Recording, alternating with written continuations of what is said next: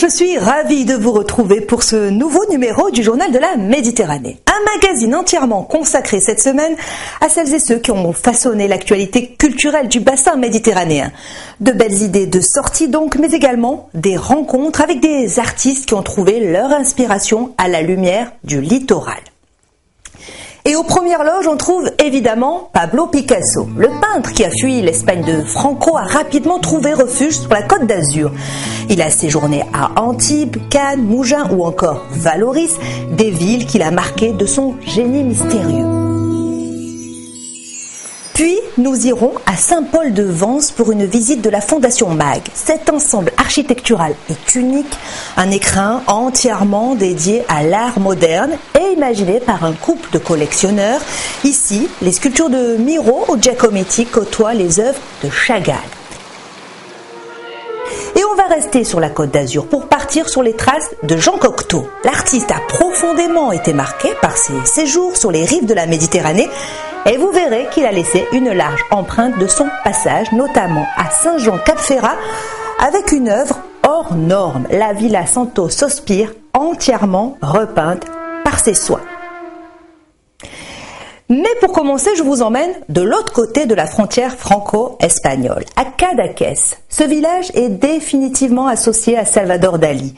Le maître catalan n'a jamais oublié ses racines. C'est ici qu'il s'est installé après des années d'exil. C'est également là qu'il a puisé son inspiration. Un petit port de pêche que Dalí a fait rayonner dans le monde entier. El meu país és tan petit que quan el sol se'n va dormir mai no està prou segur d'haver-lo vist. Mon village est si petit que lorsque le soleil va se coucher, il n'est jamais sûr de l'avoir vu. Les paroles de la chanson de Luis Llach collent idéalement à l'histoire de Cadaqués. Le village de Salvador Dalí que le maître du surréalisme a traduit dans ce célèbre tableau. Salvador Dalí, une vie, mais deux personnalités si différentes. D'abord, l'homme public, célèbre pour ses excentricités. Mais aussi celui de Cadaqués, si proche des habitants de son village. À l'image de Joan Bahí, son menuisier personnel qui travaillait aussi sur l'encadrement de ses œuvres. Lui n'a connu que le Dalí de Cadaqués. Quelquefois, pendant qu'on travaillait le bois avec lui, il y avait des journalistes, la télévision qui venaient le voir. Il nous disait alors « Excusez-moi, il faut que je me déguise pour les recevoir ». Et il partait faire son cirque. Francisco Rumans a eu le privilège dans son enfance de voir Dalí travailler dans son atelier. Sa maman était la cuisinière de la famille. Loin de l'image du génie reclus dans son monde artistique, Salvador Dalí restait toujours à l'écoute de ses voisins et de son entourage immédiat. Moi, j'allais à l'atelier de M. Dalí et je demandais « Je peux entrer ?»« Oui, oui, viens, prends une chaise et assieds-toi. » Et j'étais là, tranquille, tout l'après-midi, à le regarder peindre. Et quand je m'ennuyais, à force de le regarder travailler, j'allais goûter. 90% des touristes qui visitent Cadaqués ne viennent que pour Salvador Dalí. Connaître et découvrir le décor quotidien qui a si bien inspiré le grand maître. 3000 ouvrages uniquement consacrés à la vie de Dalí ornent les murs de cette bibliothèque. Le père Bahí, originaire de Cadaqués, a consacré ses loisirs à recenser tous les écrits et photographies qui évoquent son œuvre. Dalí était quelqu'un qui était resté proche des gens de son village. Une anecdote révélatrice. Quand quelqu'un d'ici devait amener son enfant chez le médecin ou l'oculiste ou un autre spécialiste, d'abord, il passait par chez Dalí. Il lui donnait un livre qu'il possédait ou une feuille quelconque et Dalí faisait toujours un petit dessin dédicacé pour ses docteurs. Comme ça, généralement, il ne payait pas.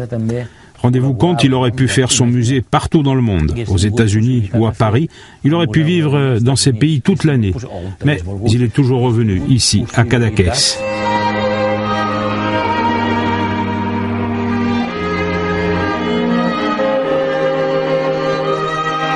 L'amour que portait Dalí à sa région de Cadaqués a bien évidemment eu des conséquences sur la vie de ce village.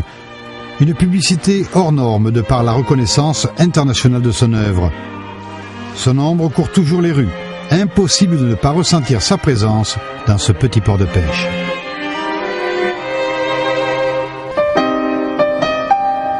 La maison de Dali à Cadaqués, c'est ici qu'il s'installe définitivement à partir de 1948.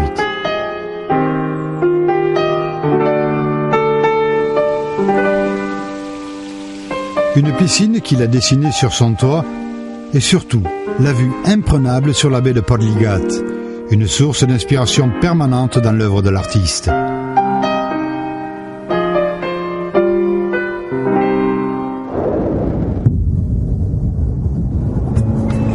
S'était juré de ne jamais revenir dans l'Espagne franquiste, mais n'avait pas renoncé à cette Méditerranée qu'il aimait tant. Pablo Picasso multiplia les séjours sur la Côte d'Azur dès les années 20, avant de finir par s'y installer définitivement.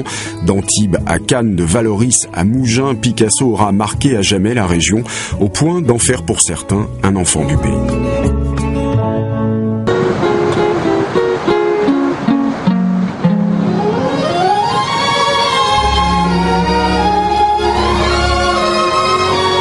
Son premier séjour sur le cap d'Antibes, derrière nous, c'est l'été 1920. Il vient avec des amis, un couple d'artistes américains, les Murphy, qui lui font connaître cet endroit tout à fait extraordinaire. À la Libération en 1945, il y a cette espèce d'appel qui lui revient pour la Méditerranée. Une fille est sortie de ma côte d'Azur. La Côte d'Azur, comme un bout de Méditerranée que s'offre Picasso. Lui qui s'est juré de ne plus retourner dans l'Espagne de Franco, s'installe d'abord à Antibes, dans un appartement bien trop petit. Picasso rêve de grand format et c'est le conservateur du musée Grimaldi qui lui offre un atelier à la hauteur de ses ambitions.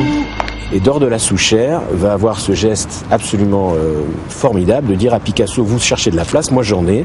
J'ai un vieux château sur les remparts d'Antibes. C'est un musée consacré à l'histoire, au passé archéologique et médiéval d'Antibes. Et au deuxième étage, je vous donne une grande pièce, vous faites ce que vous voulez, je vous donne les clés, je m'en vais. Picasso y restera 2 petits mois, 2 mois d'une intense création. En tout, plus de 60 dessins et peintures que l'artiste offre à la ville lorsqu'il part sur les chemins du Sud.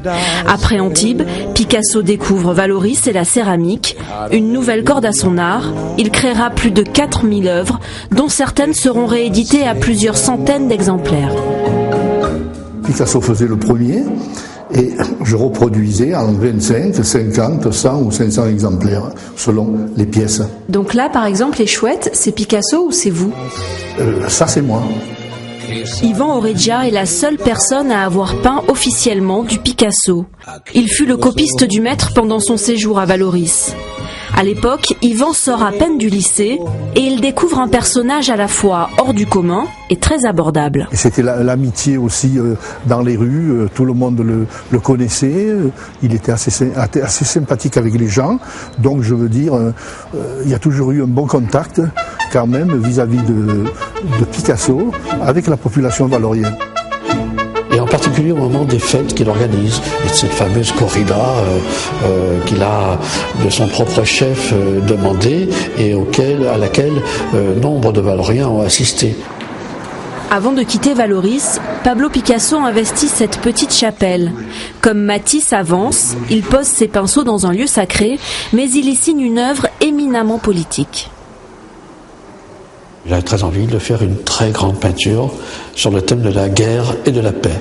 N'oublions pas que nous sommes encore dans l'immédiate après la Deuxième Guerre mondiale et que Picasso, qui est engagé politiquement parlant, il est au Parti communiste, souhaite effectivement traiter dans sa peinture du thème de la guerre et de la paix.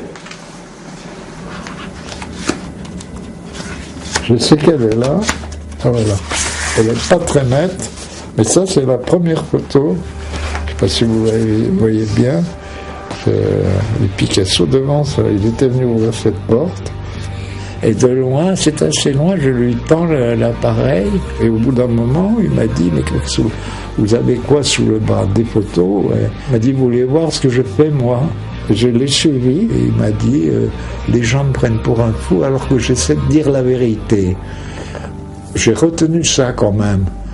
De Picasso, j'ai quelques tableaux. Picasso le fou, le fada de Vallauris, comme certains le surnomment.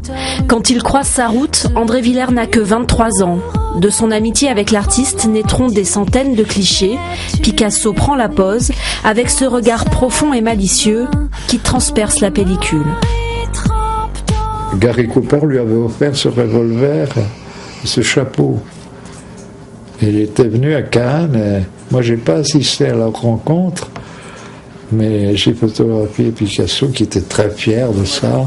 Une star parmi les stars. En 1956, le mystère Picasso est présenté au Festival de Cannes, un documentaire qui filme l'artiste en pleine création. Picasso par Clouzot. Attention, il te reste 2 minutes pour la couleur. Que le fameux mystère soit ou non éclairci, c'est une autre paire de pinceaux. On a envie de voir le maître. C'est quand même une star, hein. Il arrive à Cannes avec Paloma, il arrive à Cannes avec Jacqueline, il arrive à Cannes avec ses enfants. C'est la star. On regarde aussi Picasso comme un acteur. C'est un acteur. J'étais impressionné, en tout cas très touché de cette espèce de sympathie, amour, ou je ne sais pas, ou amitié que tant de gens me portent. Alors l'époque cannoise, elle est très très subtile, elle est très très intéressante parce que on quitte Vallauris, il trouve la Californie qui est une maison extraordinaire, qui est toujours d'ailleurs ici à Cannes avec une trace de Picasso puisque c'est la petite fille Marina qui vit à l'intérieur.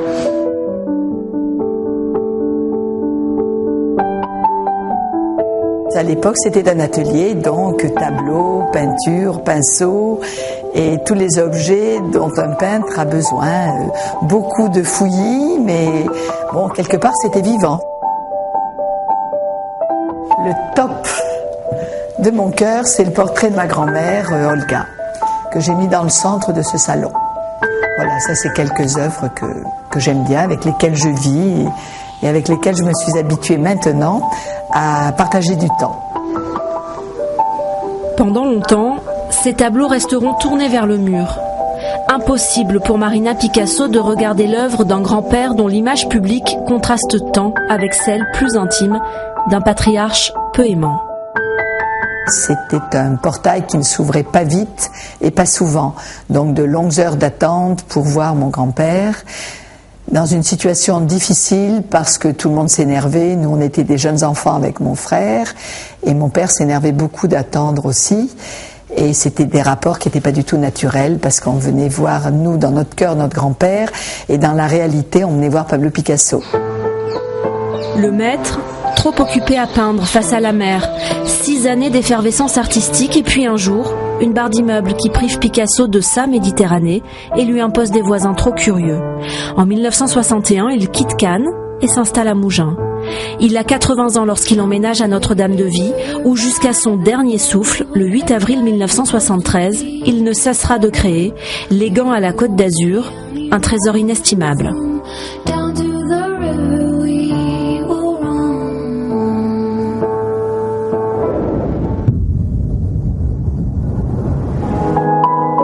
De la Côte d'Azur au paysage de Provence, on part à présent sur les traces d'un autre grand peintre, Paul Cézanne. Le musée Granet d'Aix-en-Provence, sa ville natale, abrite une incroyable collection d'esquisses, de dessins et d'aquarelles représentant la montagne Sainte-Victoire, son modèle préféré, qu'il a peint des centaines de fois. Une obsession qui allait bouleverser l'histoire de la peinture. Monsieur, bonjour. SNCF vous souhaite la bienvenue dans ce TGV. Il desservira les gares d'Avignon TGV et Aix-en-Provence TGV. Direction le sud, comme les peintres, nous partons à la recherche de la lumière. Aix-en-Provence, le musée Granet. Ce musée possède un petit trésor. Des centaines d'aquarelles de Paul Cézanne. Dans les réserves, Stéphanie Lardès nous les présente. C'est très rare de pouvoir les découvrir. Ces papiers canson, crayons et peintures ont traversé le temps. Elles ont un siècle d'âge. On fait très attention notamment à leur conservation. Au niveau de la lumière, c'est pour ça qu'elles sont dans des armoires en fait fermées et à plat pour éviter les déformations. On tient compte généralement de 3 mois d'exposition, 3 ans de retrait de la vue du public. Sur ces fragiles aquarelles, un dessin, toujours le même.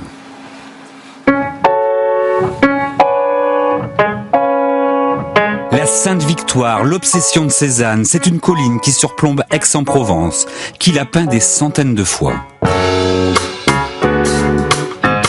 mieux comprendre cette histoire, quittons le musée. Jackie Chabert nous ouvre les portes des carrières de Bibémius sur les traces de Cézanne. Par tous les temps, ici, le peintre a posé son chevalet. Il aimait bien travailler tout seul, au point que, lorsqu'il était en train de travailler quelque part dans la nature, et s'il entendait venir quelqu'un, il se cachait dans un buisson, de façon à ce qu'on ne le voit pas, pour pas le déranger. C'était un curieux bonhomme, c'était même un peu un ours, quelque part. Ce curieux bonhomme marchait. Il cherchait le meilleur point de vue sur cette satanée colline. C'était son modèle préféré. Et Jackie sait que cette sainte victoire a changé la face de la peinture. C'est très émouvant, ouais. C'est sûr. Il y a beaucoup d'émotions qui passent, c'est certain. Parce qu'on se dit, ici, il a respiré, il a médité, il a réfléchi, il a créé, il a réinventé la peinture. C'est ici que tout s'est passé.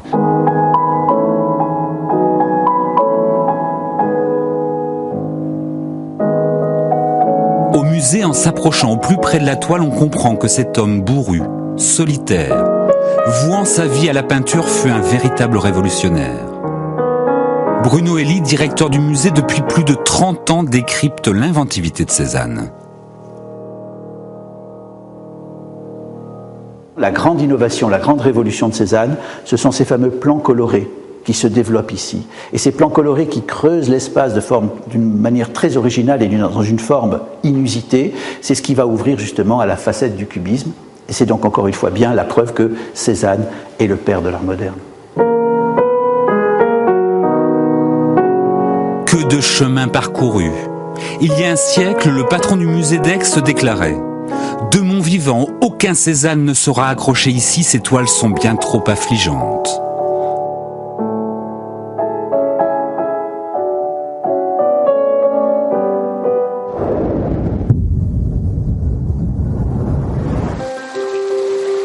Eux ont fait du petit village de Saint-Paul-de-Vence un haut lieu de l'art moderne et contemporain. Marguerite et Aimé Mag, un couple de marchands d'art qui ouvre en 1963 un lieu entièrement dédié aux artistes. La Fondation Mag est née, un lieu magique, temple de l'art moderne, niché sous les pins maritimes qui abrite des œuvres de Miro, Giacometti, Braque, Léger ou encore Chagall.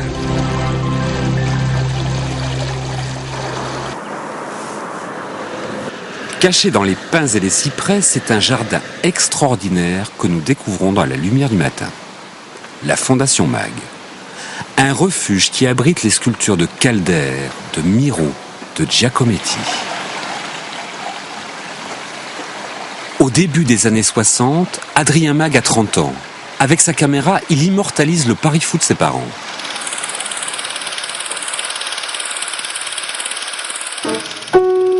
C'est un couple de collectionneurs qui décident de la construction de ce petit bijou pour présenter leurs acquisitions. Ce sera un bâtiment épuré, moderne, élégant, dans un lieu à l'époque désert. Les œuvres seront installées dans la Pinède. La collection est un joyau, la Fondation Mag en sera l'écrin. Normalement, on ne devait pas recevoir du public. Ça devait être réservé aux artistes, aux collectionneurs, aux poètes, aux écrivains. Le monde un peu fermé de l'art. Les visiteurs ne devaient pas venir peut-être 2-3 fois par an pour... Et puis quand on a ouvert, il y a eu tellement de monde qui faisait la queue devant l'entrée. On n'avait même pas prévu de ticket d'entrée. Depuis, la propriété familiale est devenue un lieu de pèlerinage pour les amateurs d'art. C'est un labyrinthe de sculptures et d'arbres, jusqu'au mur d'enceinte qui est une véritable œuvre, une mosaïque, parsemée de petites pousses de réglisse. Et c'est bien ce qui inquiète Adrien. Ça c'est terrible ça. Ça vous fend une... Il faut qu'ils viennent mettre un petit peu de produits anti-herbe.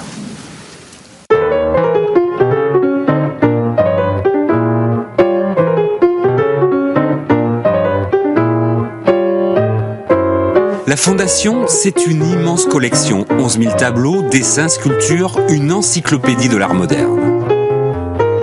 Hiver 1963. L'œuf de Miro est transporté puis posé délicatement dans le bassin. Quelques jours plus tard, c'est la fourche qui arrive à dos d'homme, comme une procession sous les yeux. Le roi de Miro, chef de travaux.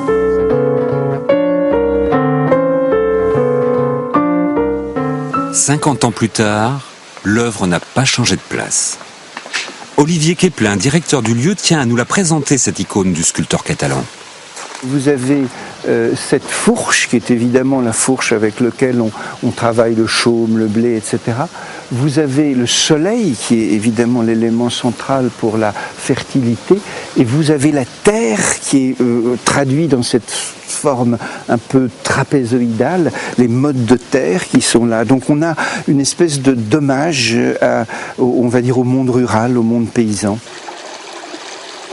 Dans l'après-midi, les visiteurs aiment à flâner dans cette nature.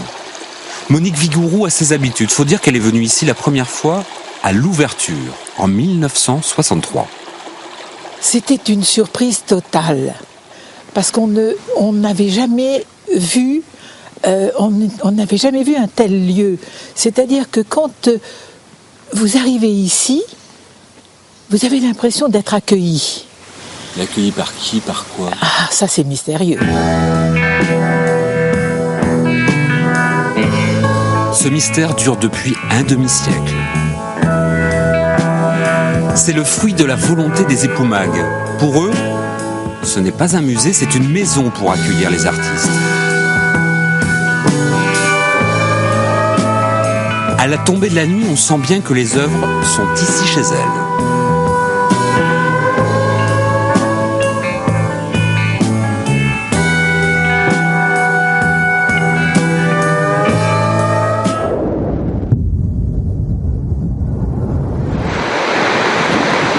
Et ce coucher du soleil sur la Riviera française inspira un autre grand artiste, Jean Cocteau. Sa rencontre avec la Méditerranée marqua un tournant dans son travail.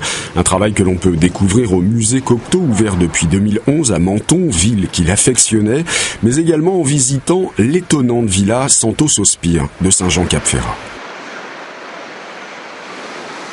Menton, Côte d'Azur, sur le rivage, un temple. Un temple moderne et design. Cette forme, cette arabesque de béton, c'est le musée Jean Cocteau. Le bâtiment n'est qu'une ligne, comme un dessin de l'artiste. À l'intérieur, on voit la mer, les passants. C'est une vitrine qui présente les œuvres d'un artiste qui séjourna fréquemment dans la région.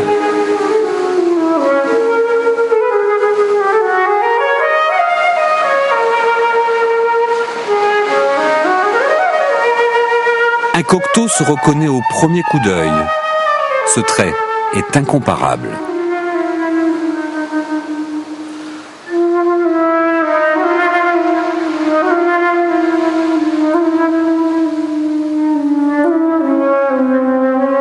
Il a une caractéristique très forte, c'est cette ligne à la fois claire, la ligne claire qu'il appelle, il la nomme ainsi lui-même, ce délié, cette manière d'écrire et de dessiner en même temps. Ça, c'est vraiment Cocteau. Il fut dessinateur, poète, cinéaste, peintre, écrivain. C'était un touche-à-tout de génie. Il fallait d'immenses réserves sécurisées pour abriter cette production. Romy Tirel nous en ouvre les portes. Là, c'est toutes les réserves, c'est tout ce que vous présentez pas au public. Là, c'est ce qu'on appelle la grande réserve, effectivement. Ce sont toutes les œuvres. Quand même. Ah oui, là, on est au cœur du musée. Là, ce sont toutes les œuvres encadrées. Et notamment, on peut voir les peintures qu'on vient de décrocher de l'accrochage de l'année dernière. En août 1955, il découvre Menton et s'installe souvent sur les bords de la Méditerranée. Il ne dessinera plus comme avant. Dans les années 50, les années plutôt méditerranéennes, là on va voir de plus larges surfaces colorées qu'on ne trouvait pas avant. Pour découvrir la couleur, prenons le large sur les traces de l'artiste. Dans la baie de Saint-Jean-Cap-Ferrat, une villa domine la mer. 1950, la propriétaire Francine Weisweller invite Cocteau pour quelques jours de vacances. Dès son arrivée, Ce lieu l'inspire. Tout de suite, Cocteau va dire « Les murs blancs de la villa me crient leur silence, j'ai qu'une envie, c'est de les habiller ». C'est Picasso qui va lui dire « Quand on fait un mur, on fait les autres murs ».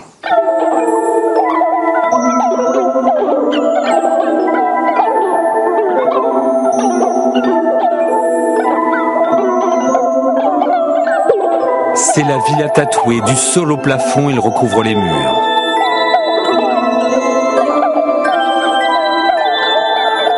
L'intendant de la maison, Éric Marteau, raconte comment Cocteau a travaillé. Le blanc, c'est de la coquille d'œuf pilée, mélangée à du lait cru. Cocteau badigeonne les murs un peu comme de la chaux. Il attend que ça sèche. Il dessine au crayon, au fusain, rehaussé de crayon noir.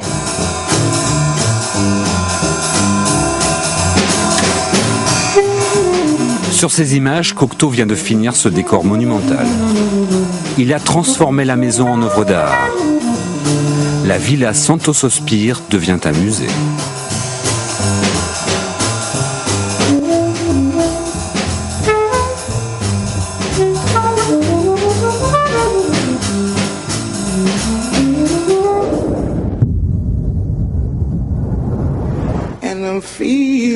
La Côte d'Azur, terre d'artistes mais également d'architectes. La région abrite de nombreux joyaux comme le Gloria Mansion à Nice, une pure merveille d'architecture art déco. L'immeuble construit en 1932 vient d'être entièrement restauré à l'identique. Un chantier colossal qui aura duré plus de 2 ans et le résultat, vous allez voir, est impressionnant.